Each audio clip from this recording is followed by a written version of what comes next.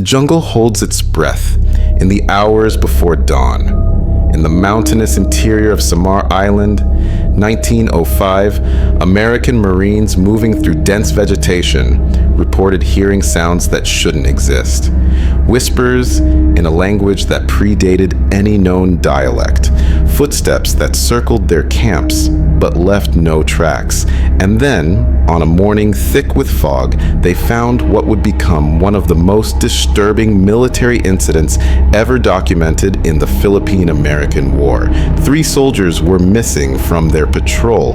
When the search party discovered them, what they saw violated every understanding of warfare, of human conflict, of reality itself. The bodies had been skinned with surgical precision, the work too methodical to be the result of combat, too deliberate to be anything but intentional. But here's what makes this story truly unsettling. The men had been alive when it started. Listen closely to this next part, because what happened in those mountains challenges everything we think we know about the war in the Philippines. The official reports were sealed. The witnesses were scattered to different units across the Pacific. And for over a century, the incident existed only in whispered conversations between veterans who couldn't forget what they'd seen. The Philippine-American War officially ended in 1902, but anyone who served there knew the truth. The fighting never stopped. It just changed. In the dense jungles of Samar, Leyte, and the mountainous regions of Luzon, American forces found themselves fighting an enemy that seemed to vanish into the landscape itself. Philippine guerrilla fighters knew every trail, every cave, every hiding spot carved into volcanic rock over generations. They moved like smoke through the undergrowth, striking without warning and disappearing before reinforcements could arrive.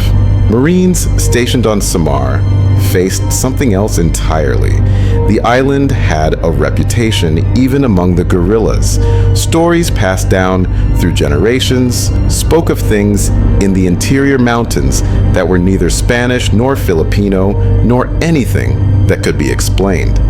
The indigenous Waray people avoided certain areas completely, marking them with symbols that meant different things depending on who you asked. Forbidden ground, spirit territory, the hunting grounds of something that had been there long before any war brought outsiders to the island. Captain William Porter arrived on Samar in January of 1905 with 40 men under his command.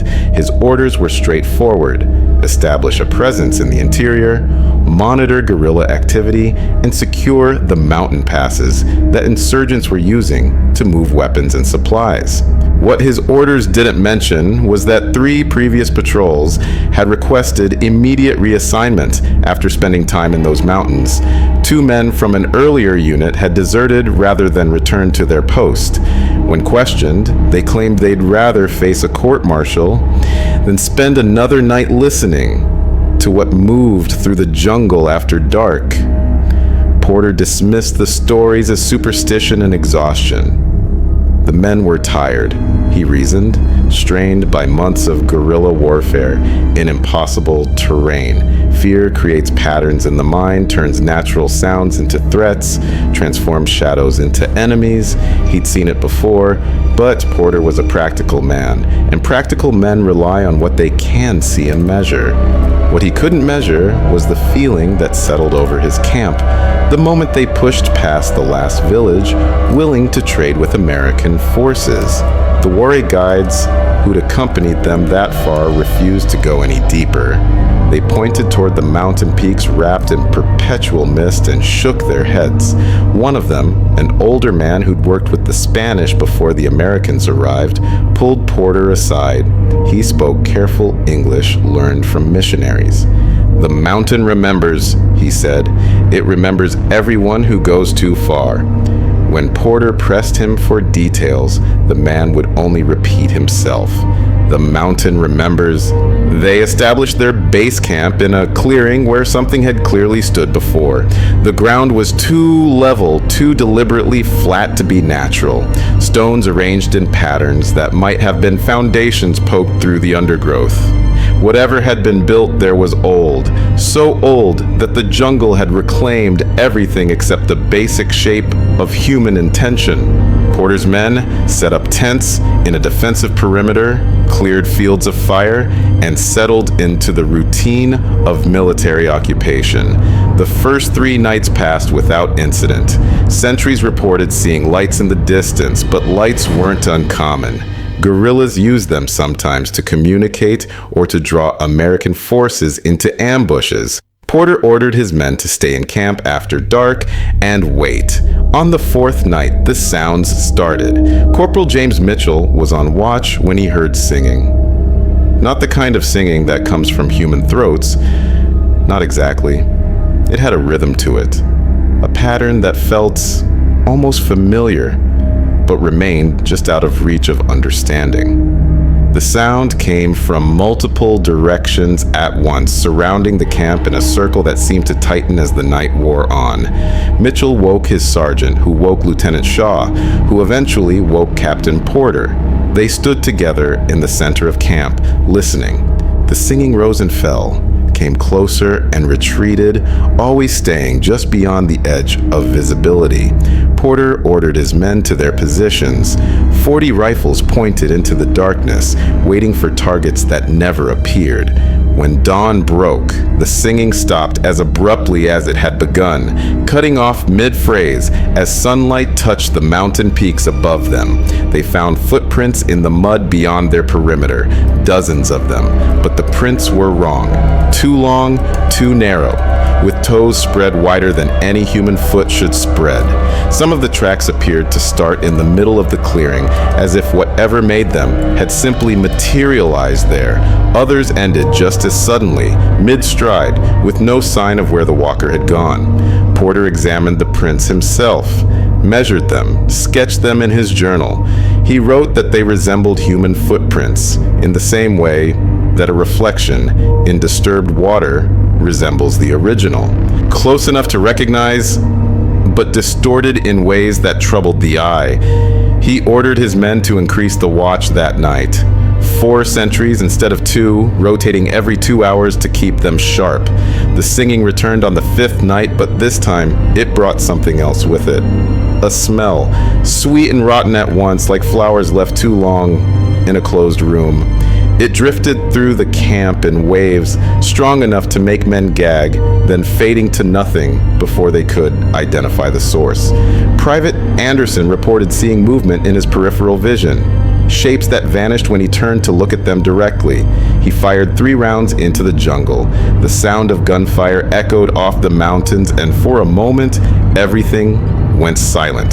Then, the laughter started, high-pitched and gleeful. It came from the same places the singing had come from, all around them, circling the camp in a spiral that drew tighter with each rotation. Porter later wrote that it sounded like children playing a game, delighted by some private joke. But there was something underneath the laughter, something that suggested the game had rules the Marines didn't understand, and consequences they couldn't imagine. Morning came, eventually.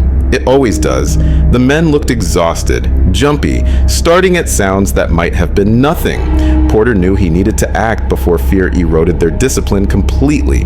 He assembled a patrol, 12 men, including himself, and announced they would scout the area in daylight, find the source of the disturbances, confront whatever guerrillas or locals were trying to intimidate them, show strength. The decision seemed reasonable at the time. They moved out at 800 hours, following a trail that wound deeper into the mountains.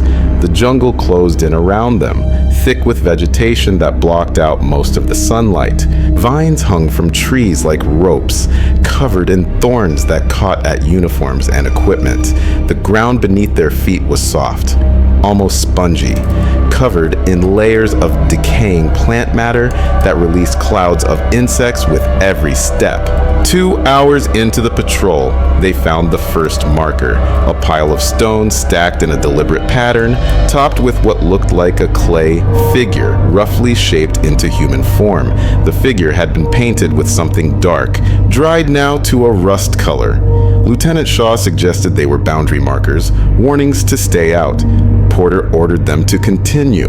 They'd come too far to turn back at the first sign of primitive superstition. The second marker appeared an hour later, then a third, each one slightly different, but following the same basic pattern. Stones, clay figures, dark paint that might have been blood. The figures grew more detailed as they progressed, more lifelike, until the patrol came across one that seemed to stare at them with hollow eye sockets filled with something that caught the filtered sunlight. Corporal Mitchell moved closer to examine it. That's when he noticed the figure was still wet.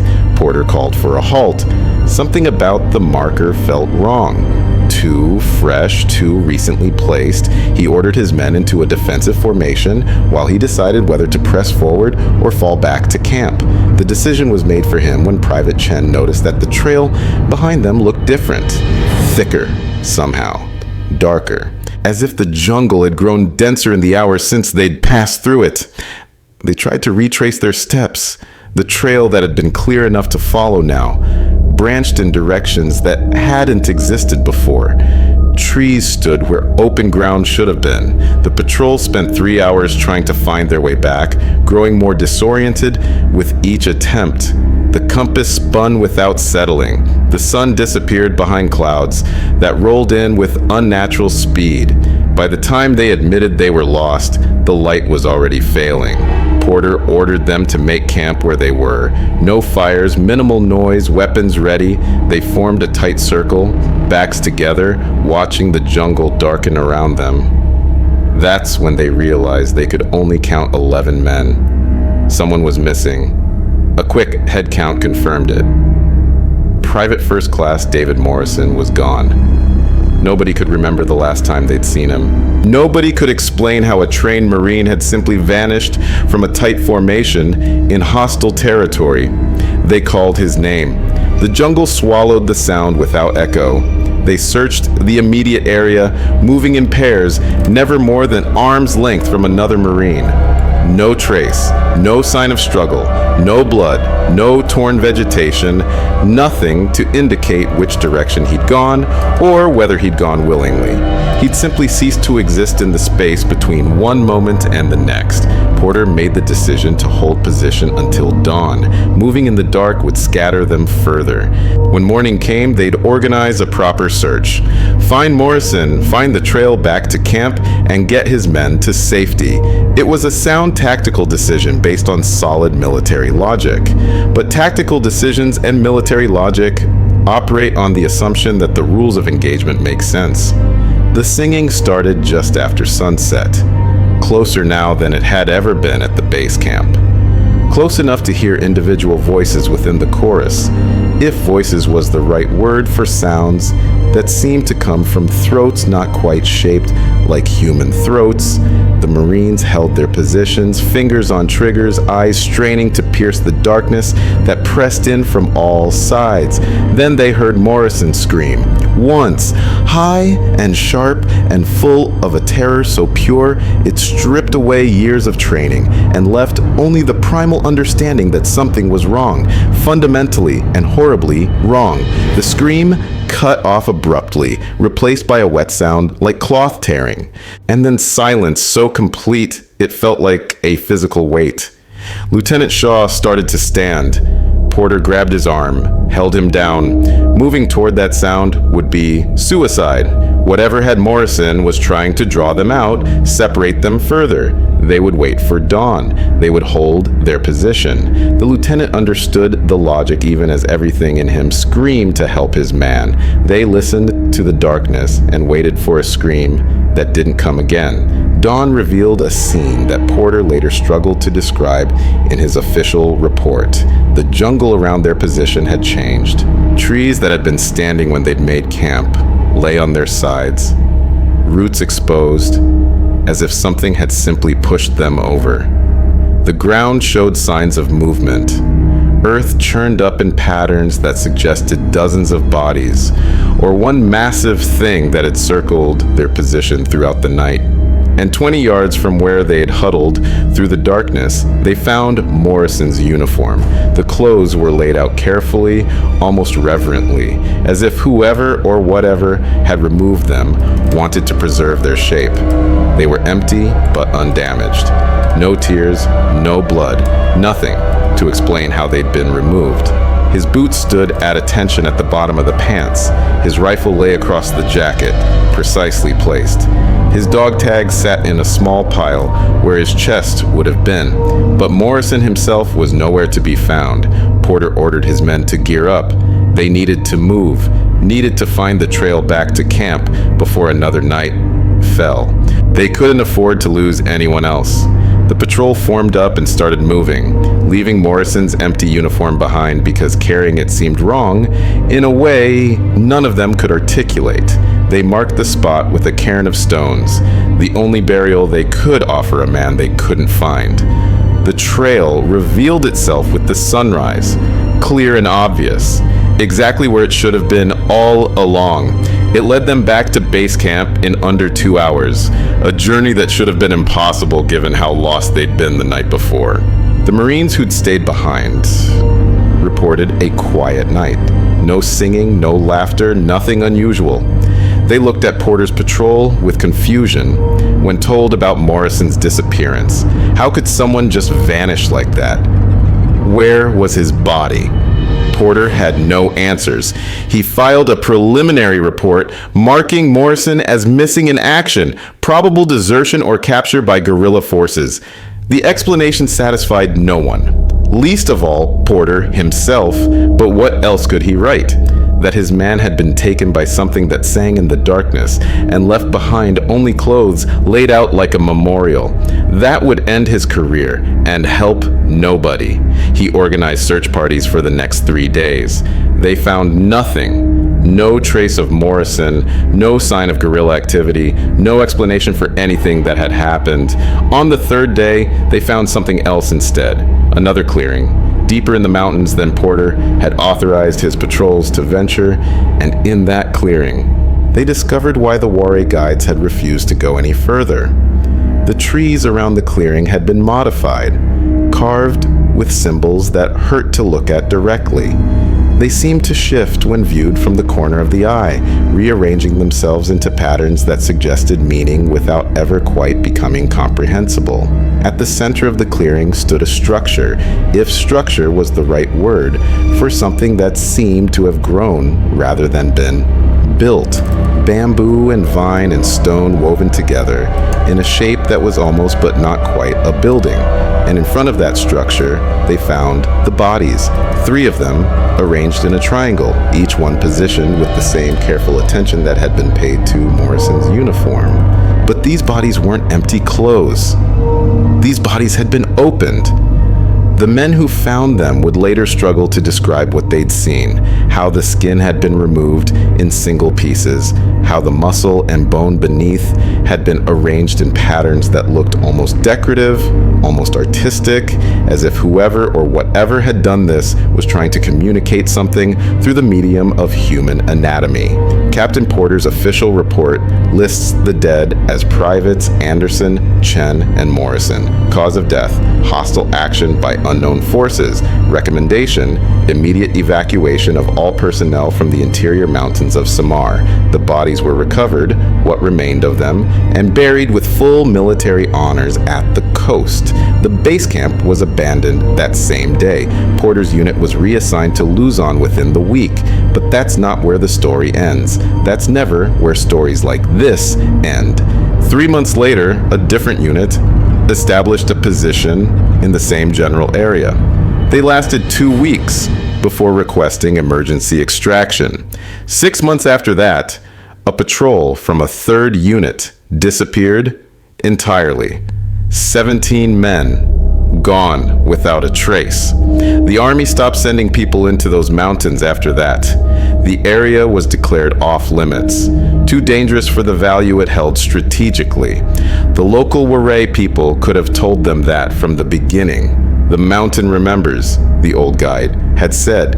But what exactly was it remembering? What lived in those peaks wrapped in perpetual mist? What sang in the darkness and left footprints that started and stopped mid-stride? The questions remained unanswered because the people who might have known the answers had learned long ago that some questions are dangerous to ask. Porter finished his service in the Philippines and returned to the States in 1907. He never spoke publicly about what happened on Samar.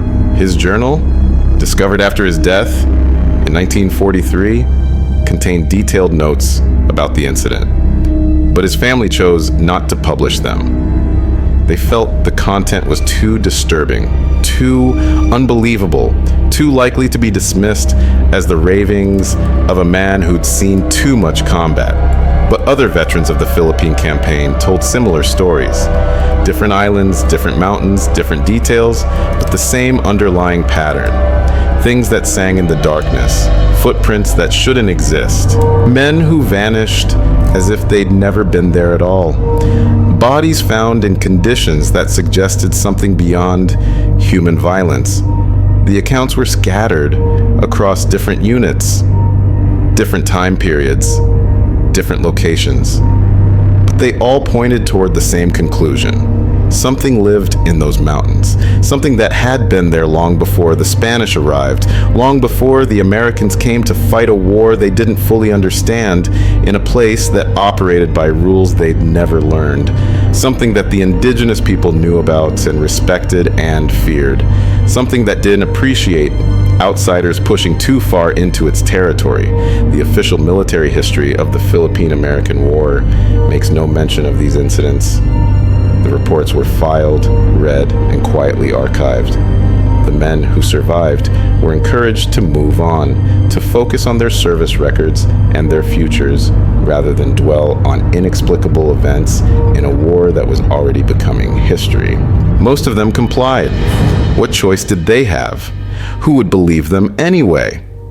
But some of them couldn't let it go. Corporal Mitchell, who'd heard the singing first, spent years researching Philippine folklore and indigenous beliefs. He filled notebooks with stories about things called aswang and duwende and tikbalang, creatures that supposedly inhabited the forests and mountains, that could take human form or appear as animals, or simply exist as presences felt but never seen. He never published his research. His family found it after his death. Pages and pages of notes trying to make sense of what he'd witnessed on Samar. Lieutenant Shaw took a different approach. He interviewed other veterans, quietly collecting accounts of similar incidents from men who'd served in different units across the Philippine archipelago. He documented over 30 cases of unexplained disappearances, bodies found in impossible conditions, encounters with things that defied rational explanation. His collection of testimonies exists in a private archive now, available to researchers who know where to look and are willing to sign non-disclosure agreements. What happened on Samar in 1905 was neither the first nor the last incident of its kind. It was simply one of the best documented cases thanks to Porter's journal and the survival of his entire patrol, except for the men who disappeared. Most similar incidents left fewer witnesses, less evidence, more room for alternative explanations. Guerrilla activity, wild animals, accidents, desertion. The military had explanations ready for anything that didn't fit the established narrative. But the men who were there knew better. They knew what they'd heard in the darkness. They knew what they'd seen in that clearing. They knew that Morrison's uniform had been laid out with a care and precision that suggested intent, purpose, meaning. They knew that the bodies of their fellow Marines had been arranged in patterns that looked like messages, written in a language made of flesh and bone.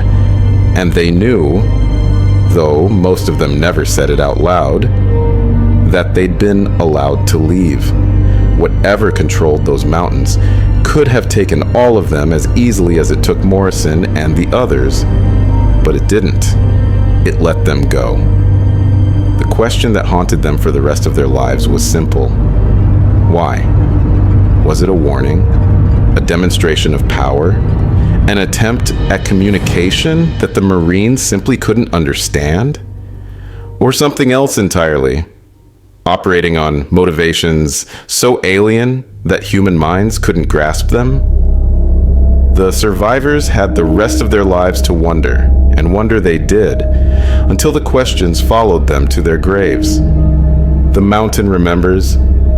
That's what the guide had said. But what does it mean when a mountain remembers?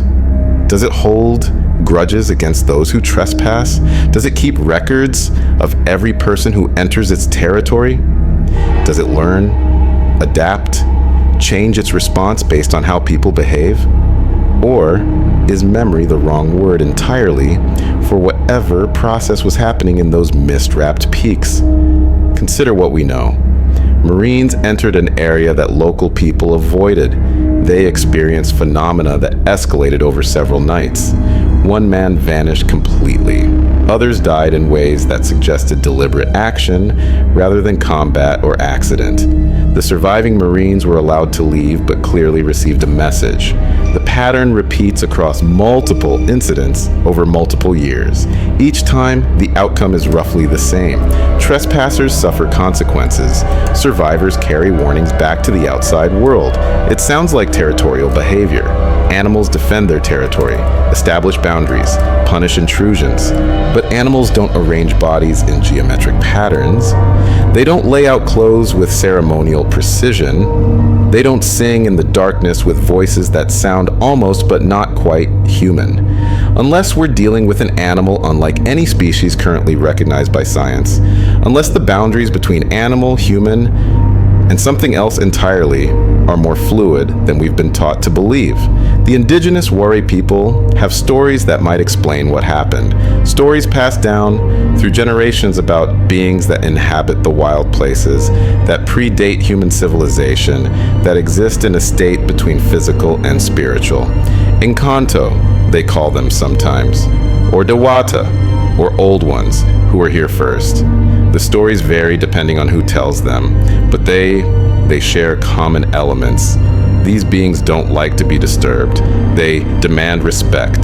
They punish those who push too far without proper reverence or understanding. But here's what makes the 1905 incident stand out. Morrison and the others weren't simply killed. They were transformed into something else. Messages, warnings, examples.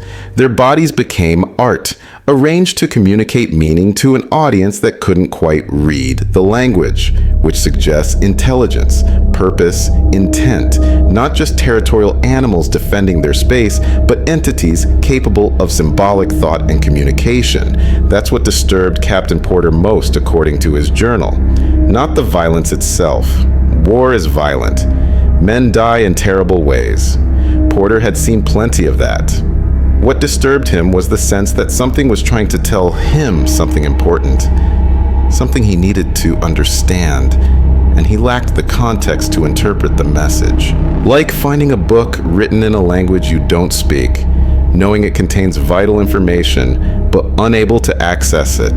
The three bodies arranged in a triangle, the symbols carved into trees, the structure at the center of the clearing that seemed to have grown, rather than been built. Morrison's uniform laid out with such care. None of it was random. All of it meant something. But what? Porter died not knowing. The Marines who survived died not knowing. We still don't know. The message was delivered, but never decoded. And that brings us to the question that matters most. What else is out there that we don't understand? How many similar incidents have occurred in other wars, other places, other times, all filed away and forgotten because they didn't fit into the accepted framework of reality? How many men have disappeared into jungles and mountains and forests, taken by things that operate outside our categories and classifications? How many messages have been sent that we lack the ability to read? The mountains of the Philippines aren't unique. Every culture has its wild places, its forbidden zones, its territories that people learn to avoid without quite knowing why. Every war produces stories that don't make it into the official histories, accounts too strange to believe but too consistent to dismiss entirely. The pattern repeats across time and geography. People go too far. Something responds. Survivors carry warnings back. The warnings are ignored by the next wave of outsiders who think they know better. Maybe that's the real message. Maybe what happened on Samar in 1905 wasn't meant to be understood in specific terms, but recognized as part of a larger pattern. Respect boundaries. Acknowledge limits. Accept that some places don't belong to us and never will. The mountain remembers. And what it remembers most is that humans keep forgetting the same lessons over and over again. The Marines who survived that patrol in 1905 carried something back with them that stayed lodged in their minds for the rest of their lives.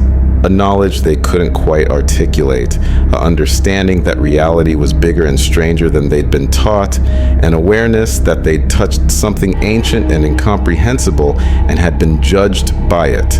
They'd been found wanting in some way they couldn't define, but had been allowed to leave nonetheless, marked by the experience, changed by what they'd witnessed. Some of them dreamed about it for years afterward. The singing in the darkness. The footprints that started and stopped mid-stride. Morrison's empty uniform. The bodies in the clearing. The symbols on the trees. In their dreams, they sometimes understood what it all meant. The message became clear, obvious, simple. But when they woke, the understanding slipped away like water through fingers, leaving only the frustration of having known something important and lost it. That's where we'll pause, but the story isn't over, not by a long way. What happened after the Marines left those mountains? What other units encountered similar phenomena? What do the indigenous people actually know about what lives in those peaks? And most importantly, what happened to Morrison in the hours between his scream and the discovery of his body, arranged with the others? The answers exist, they're just not the kind of answers that fit neatly into official reports or comfortable explanations. In part 2, we'll explore what came next. The official explanation for what happened to Private Morrison and the others was guerrilla action. Enemy combatants operating in the mountains, using psychological warfare tactics to demoralize American forces. The explanation made sense on paper. It satisfied the bureaucratic need for categories and classifications. It gave commanding officers something concrete to put in their reports. But the men who'd been there knew the difference between guerrilla fighters and whatever they'd encountered in those mountains. Guerrilla fighters don't skin their victims with surgical precision and arrange the remains in geometric patterns. They don't sing in chorus from all directions at once. They don't leave footprints that begin and end in midair.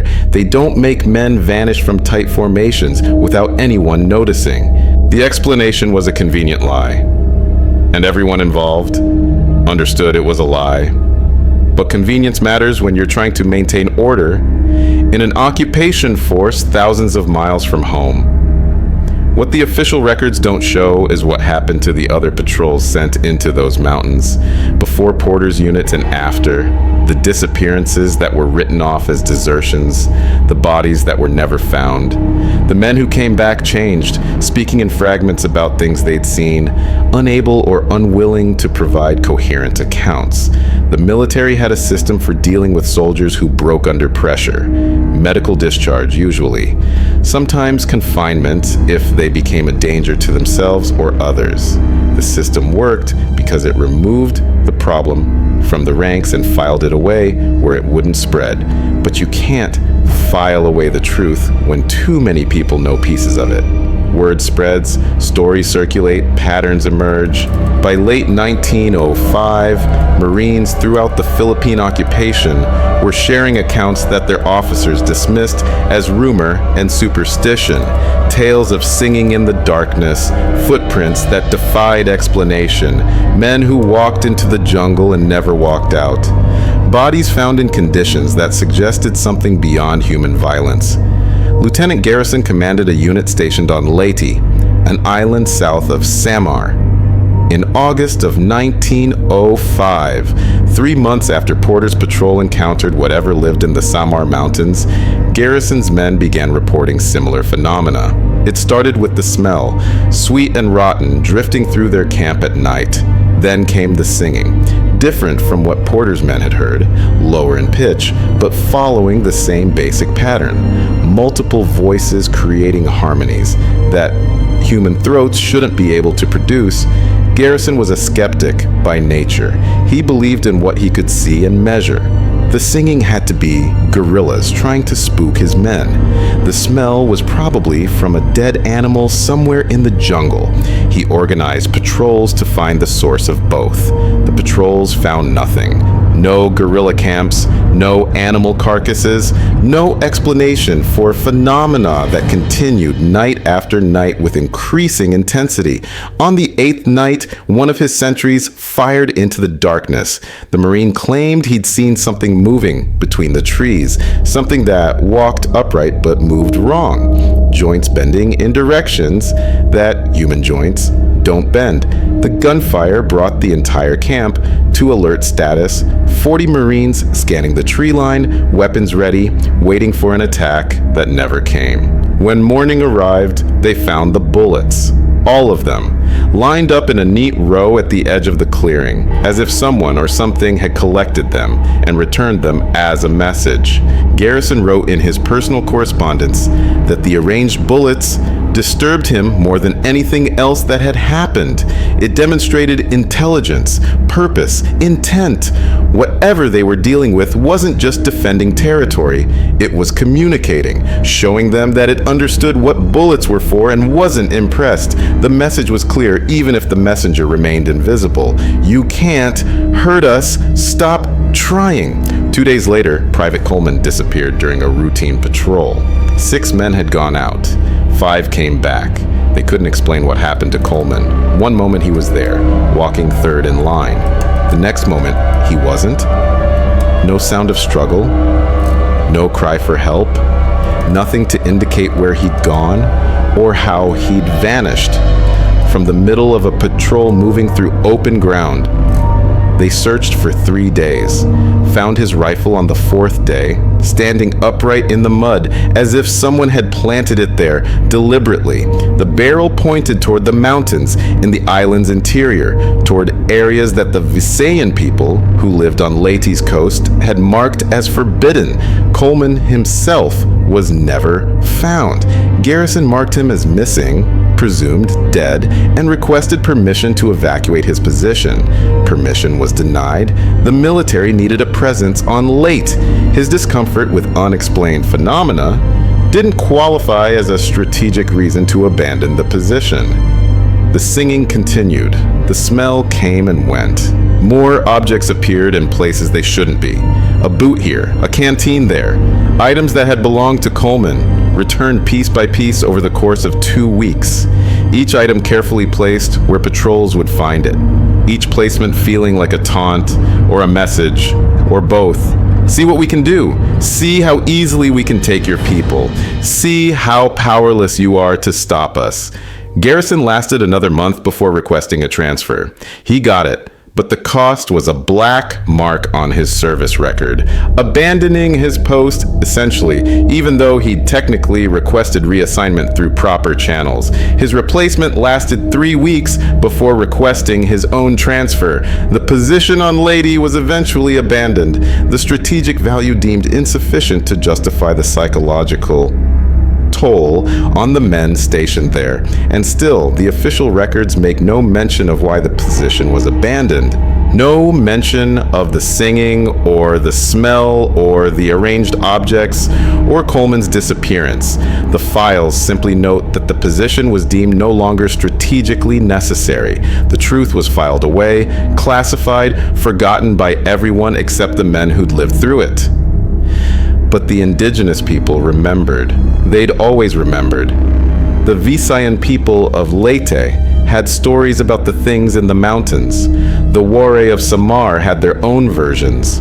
The Tagalog of Luzon told similar tales with different names. Across the Philippine archipelago, Every culture had knowledge of beings that inhabited the wild places, that existed between the physical and spiritual worlds, that demanded respect and punished those who trespassed without understanding.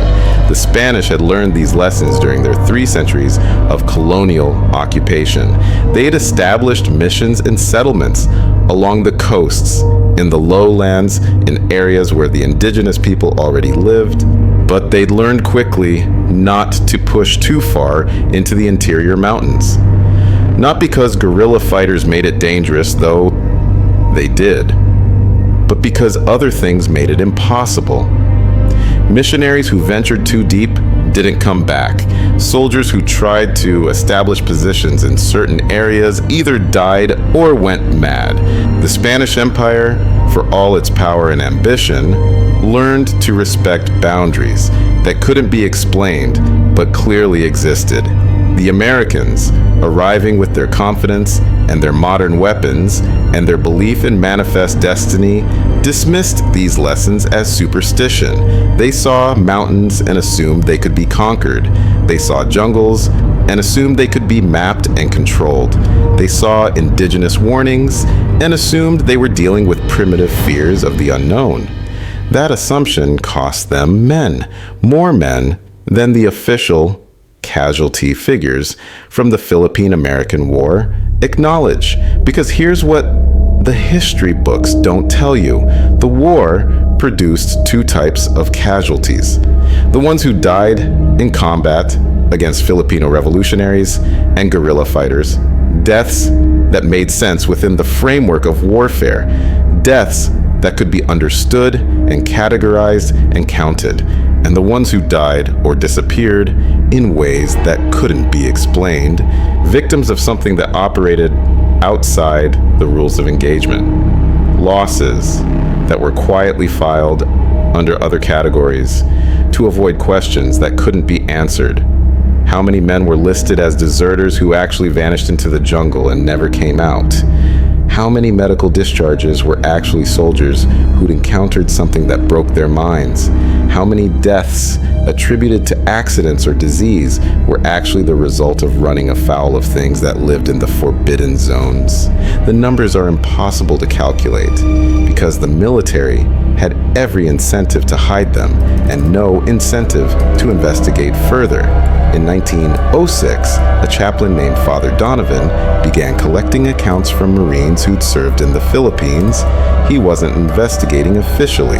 He was simply listening to the men who came to him troubled by experiences they couldn't share with their commanding officers. What he heard disturbed him enough that he started keeping detailed notes, not for any official purpose, but because he felt someone should be documenting what was happening. His notes, discovered decades later in a church archive in Boston, contain over 50 separate accounts of encounters with unexplainable phenomena in the Philippine mountains and jungles. The accounts share common elements: singing or chanting in unknown languages, smells that appear and disappear without source, objects moved or arranged in deliberate patterns, men vanishing from secure positions, bodies found in conditions that suggest ritual rather than violence. The feeling of being watched by something that understands you but that you cannot understand. Father Donovan wrote that the accounts troubled him not because they were supernatural, though they certainly seemed to be, but because they suggested a level of intelligence and organization that challenged fundamental assumptions about the nature of reality. These weren't random hauntings or isolated incidents. They followed patterns. They demonstrated purpose. They seemed designed to communicate messages to an audience that lacked the cultural context to understand them. He noted particular interest in the way bodies were arranged when they were found. The geometric patterns weren't random. They resembled symbols he'd seen in texts about pre-colonial Philippine spiritual practices. Triangles representing different realms of existence, circles indicating cycles or completeness, lines connecting points in ways that suggested relationships or hierarchies. Whoever or whatever was arranging the bodies was using a visual language, speaking through the medium of flesh and bone to say something important. But what?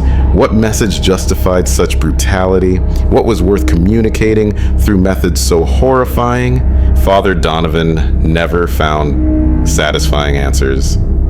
His notes end abruptly in 1907 when he was reassigned to a parish in New York.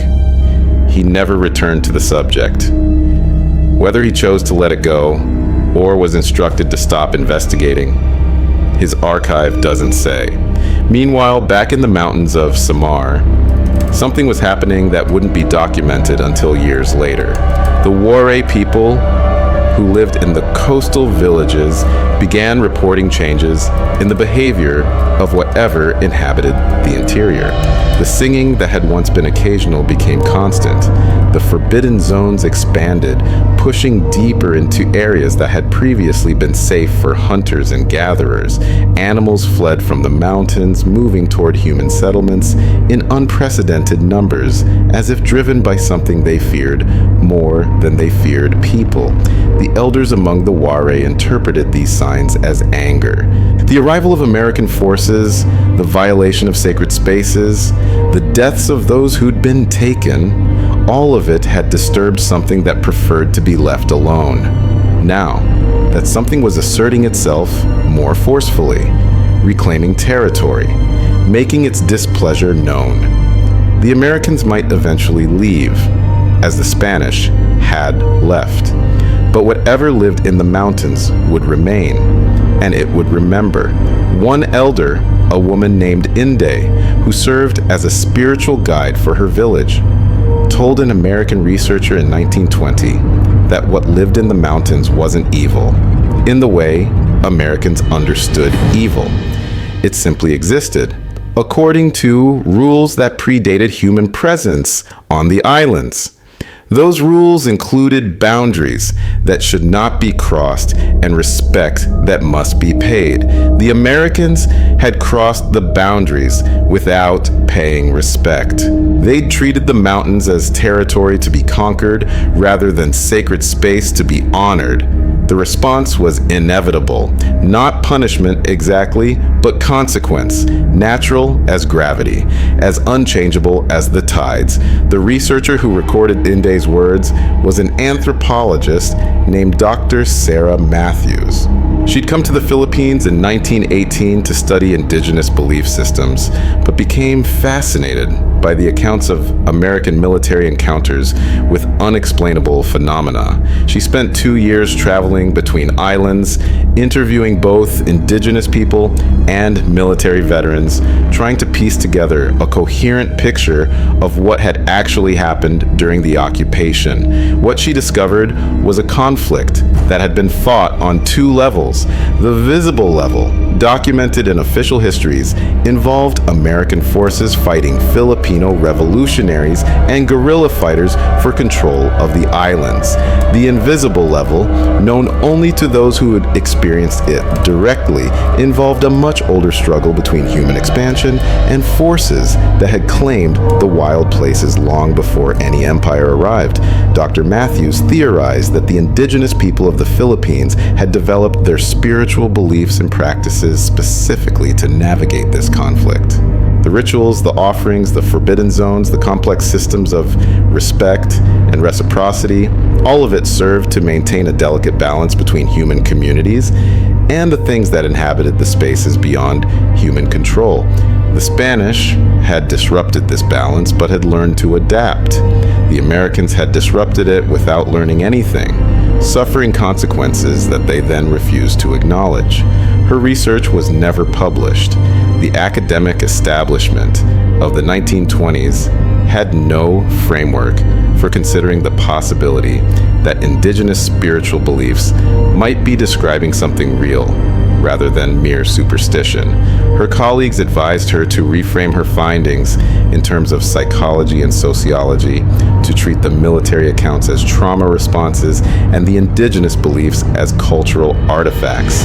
She refused, insisting that the evidence pointed towards something more complex and more troubling. She died in 1924 during a research trip to Mindanao, the southernmost major island of the Philippine archipelago. The official cause of death was listed as fever. Her notes and recordings were sent back to her family in Chicago, where they sat in an attic for 40 years before being donated to a university archive. The archive cataloged them, but didn't make them easily accessible. They remain there today, thousands of pages of interviews and observations and analysis, gathering dust in a basement where few researchers think to look. But some have looked. In the decades since World War II, a handful of anthropologists and historians have discovered Dr. Matthews' work and followed the threads she'd begun to unravel. What they found suggests that the incidents in 1905 weren't isolated events, but part of a much larger pattern stretching back centuries and continuing into the present day. The Philippine mountains, it seems, have always been dangerous for outsiders who don't understand the rules. The Negritos, the indigenous people who inhabited the islands before later waves of migration, brought other groups, apparently had systems for safely navigating the interior regions. Those systems were passed down through generations, encoded in rituals and stories and practices that look like superstition to outsiders but actually served practical purposes. When later groups arrived, Malay peoples and others, they either learned these systems or developed their own. The result was a complex patchwork of beliefs and practices that varied from island to island but shared common elements: respect for certain places, offerings made before entering the wild, specific routes that were safe and others that should be avoided, times when it was acceptable to hunt or gather, and times when the forest should be left alone. The Spanish colonial authorities documented some of these practices, usually dismissively, in reports sent back to Spain, but buried in those reports are hints that the Spanish eventually learned to take indigenous warnings seriously, references to missions that were abandoned after mysterious deaths, garrison positions that were relocated because soldiers refused to remain at their posts, entire valleys that Spanish forces simply avoided without officially explaining why. The Americans, arriving 400 years after the Spanish and convinced of their own superiority, ignored these lessons entirely. They mapped the mountains as if surveying them made them understandable. They established positions in forbidden zones as if military power could overcome whatever objections might exist. They treated indigenous warnings as the fearful superstitions of backward people rather than hard-won knowledge earned through centuries of careful observation, and they paid for that arrogance, not in ways that appeared in official casualty figures, but in ways that affected the men who survived. Lieutenant Shaw, who'd been part of Porter's patrol on Samar, never fully recovered from what he'd seen. He served out his enlistment and returned to the States, but his family noted that he'd changed. He startled easily. He avoided forests and mountains. He refused to go outside after dark if he could help it. When pressed about his experiences in the Philippines, he would only say that some places belonged to things that weren't human and should be left alone. Corporal Mitchell, who'd heard the singing first, developed what we'd now recognize as severe PTSD. He had nightmares for years. In them, he was back in the jungle, listening to voices that surrounded his position, knowing that something was circling closer.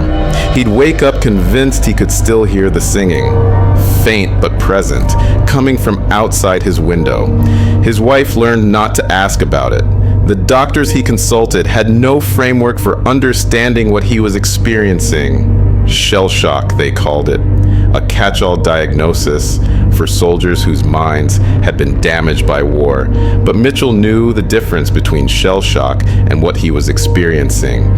Shell shock came from the trauma of combat, from watching friends die, from living under constant threat of violence. What he had came from encountering something that shouldn't exist, from having his understanding of reality fundamentally altered. You can recover from shell shock with time and distance from combat. You can't recover from knowing that the world is stranger and more dangerous than you'd been taught to believe.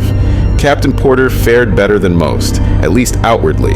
He continued his military career, served with distinction in other postings, retired with honors, but his journal suggests that what happened on Samar haunted him until his death. He wrote about it obsessively, trying to make sense of the experience, trying to fit it into some framework that would allow him to understand it. The entries grow more fragmented over the years, more desperate, circling the same questions without ever finding answers. What were the things in the mountains? What did they want? Why did they take Morrison and the others? Why did they let the rest of the patrol go? Were they protecting their territory? Or was something else happening? Something more complex than simple territorial defense? Porter died in 1943 without resolving any of these questions. His final journal entry, dated 3 days before his death, reads simply, "The mountain remembers. I wish I could forget. The men who died, Morrison and Anderson and Chen and Coleman and all the others whose names appeared in casualty lists under false categories. They became ghosts in two senses. Literally, perhaps, their spirits trapped in the places where they'd been taken, and figuratively, haunting the minds of the men who'd survived, appearing in nightmares and memories, never allowing the living to fully move on." But here's what's most disturbing about the entire sequence of events. The pattern didn't stop when American forces left the Philippines. It continued. Different occupiers, different armies, different wars, but the same basic story playing out over and over. Japanese forces during World War II reported similar incidents in the Philippine mountains. Men vanishing. Strange phenomena in areas that indigenous people avoided. Bodies found in conditions that suggested ritual rather than combat. The Japanese had their own framework for understanding such things. Yokai. They called them supernatural beings that inhabited wild places. The framework was different from the American one, but the underlying recognition was the same. Something lived in those mountains that wasn't human and didn't welcome intrusion. The Japanese military, like the American military before them, filed these incidents away and continued operations. The war was too important to halt because soldiers were encountering unexplainable phenomena. After World War II, during the various insurgencies and conflicts that plagued the Philippines through the late 20th century, similar accounts continued to surface. Government forces chasing rebels into the mountains and encountering things that weren't rebels. Guerrilla fighters establishing camps in certain areas and then abandoning them after experiences they couldn't explain. The pattern persisted because the underlying situation hadn't changed. The mountains were still there. Whatever inhabited them was still there. And people kept forgetting that some boundaries shouldn't be crossed. Dr. Martinez, a Filipino anthropologist who studied these accounts in the 1980s, noted that the indigenous people never forgot. Their oral traditions preserved the knowledge that had been passed down through generations. The names changed from culture to culture, Encanto, Diwata, Anito, but the essential understanding remained constant. Respect the wild places, pay attention to the boundaries.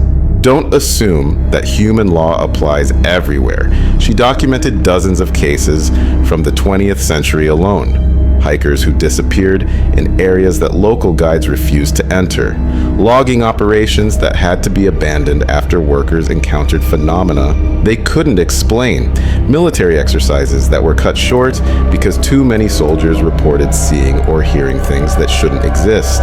The modern Philippines, for all its development and urbanization, still maintained pockets of wilderness that operated according to older rules, and people still paid the price for ignoring those rules. A group of college students in 1992 went hiking in the mountains of Benguet province. Local villagers warned them not to go past a certain point. They went anyway. 2 of them didn't come back.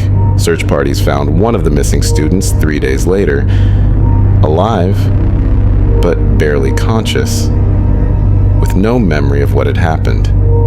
The other was never found. The surviving student couldn't explain where he'd been or what had happened to his companion. He just repeated that they shouldn't have gone that far. They'd been warned. A logging company in 1998 tried to clear forest in an area of Palawan that the indigenous Tagbanwa people considered sacred. Equipment malfunctioned. Workers reported hearing voices in the forest. 3 men disappeared over the course of 2 weeks. The company eventually abandoned the operation, citing financial difficulties. But the workers who'd been there told a different story. They'd been driven out. Something in that forest didn't want them there and had made its position clear. These modern incidents follow the same pattern as the 1905 encounters. Boundaries are crossed, warnings are ignored. People disappear or die in ways that can't be easily explained. Survivors carry trauma that they struggle to articulate. Official explanations focus on natural causes or mundane violence, carefully avoiding any suggestion that something stranger might be happening. The question that matters is why this pattern persists. Why, across more than a century, do similar incidents keep occurring in the same general locations? The skeptical explanation would point to folklore and suggestion, people experiencing fear-induced hallucinations in dangerous environments, filling in gaps in their perception with cultural narratives about supernatural beings. That explanation works until you look at the physical evidence. The bodies, when they're found, show signs of something beyond human capability. The precision of the cuts, the arrangement in symbolic patterns, the removal of skin in single pieces without tearing. Medical examiners who've examined such cases, in the rare instances where examinations were conducted, note that the work would require tools and knowledge beyond what would be available to guerrilla fighters or tribal groups. The injuries don't match the patterns you'd see from combat or from attack by known animals. The objects, returned piece by piece or arranged in meaningful ways, demonstrate a level of organization and intelligence that animals don't possess. The singing and chanting, recorded in a few instances on early audio equipment and more recently on digital recorders, doesn't match any known human language or musical tradition. Analysis of the recordings shows harmonic structures that human voices shouldn't be able to produce, frequencies that fall outside the normal range of human vocalization.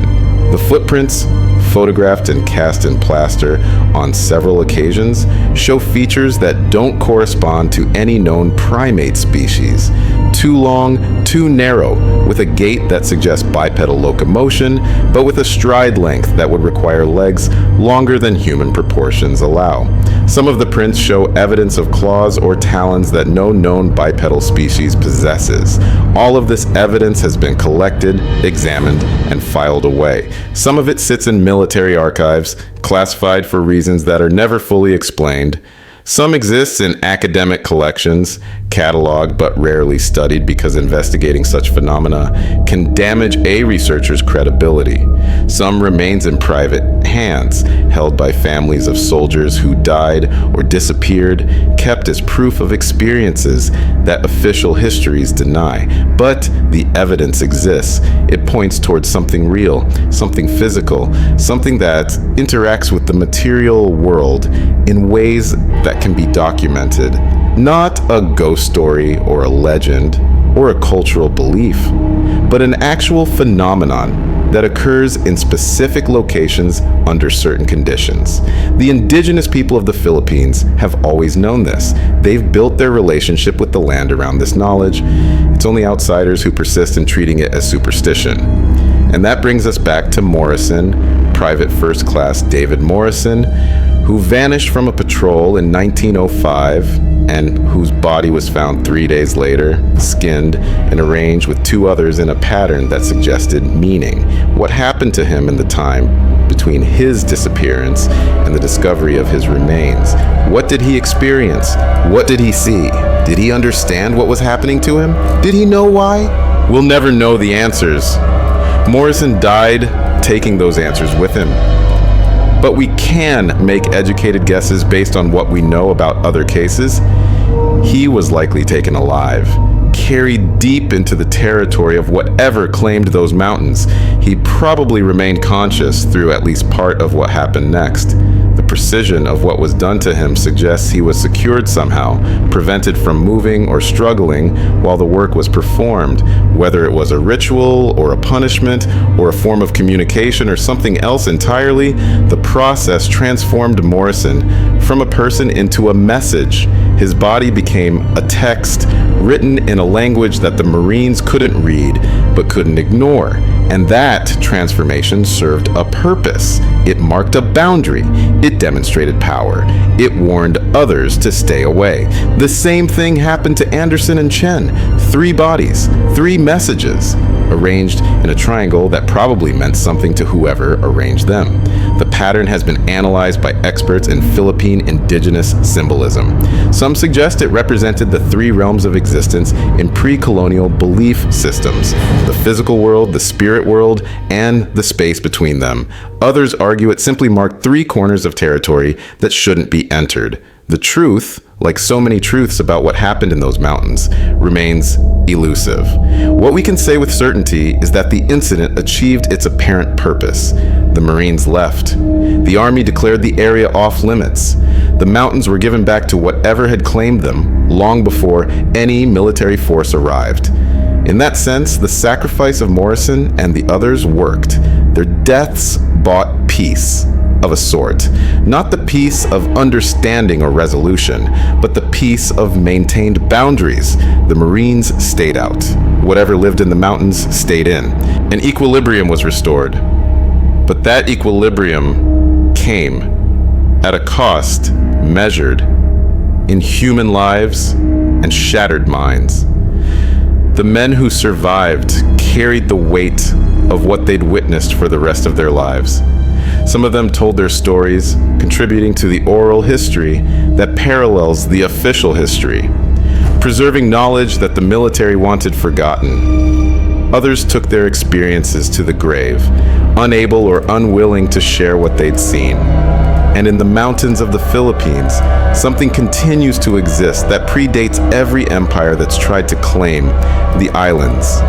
It's still there. The singing still echoes through the valleys on certain nights. The forbidden zones remain forbidden, and occasionally, when people push too far, when they ignore warnings that have been passed down through generations, they disappear. Their bodies might be found later, arranged in patterns that communicate meanings we still can't fully understand. Or they might never be found at all, lost to the wild places that have never truly been tamed. The mountain remembers. It remembers the Spanish and the Americans and the Japanese and everyone else who thought they could conquer it. It remembers the men who died trying. It remembers the boundaries that were drawn in flesh and blood. And it waits, patient as stone, for the next group of outsiders who'll ignore the warnings and learn the same lessons that have been taught over and over across more than a century. That's the real horror of what happened in 1905. Not just that it happened, but that it keeps happening. Different people, different circumstances, but the same fundamental mistake: the assumption that human power and human understanding are sufficient to deal with everything we might encounter. The belief that if we can't explain something, it must not be real. The arrogance that treats indigenous knowledge as primitive superstition rather than hard-earned wisdom. Until we learn to listen to the warnings, to respect the boundaries, to acknowledge that there are places and things that exist outside our categories and classifications, the pattern will continue. The mountains will claim more lives. More bodies will be found in inexplicable conditions. More survivors will carry trauma that they can't articulate, and the official histories will continue to record convenient lies while the truth remains hidden in classified files and private archives and the memories of people who know better than to speak too loudly about what they have experienced. The Marines swore they found skinned soldiers in the Philippines in 1905, And they did what they couldn't swear to, what they couldn't explain or articulate or make anyone believe was, what did the skinning? That question remains unanswered. Perhaps it's meant to remain unanswered. Perhaps some questions are dangerous to ask too directly. The mountain remembers, and those who've encountered what lives there remember too. They just know better than to expect anyone else to understand.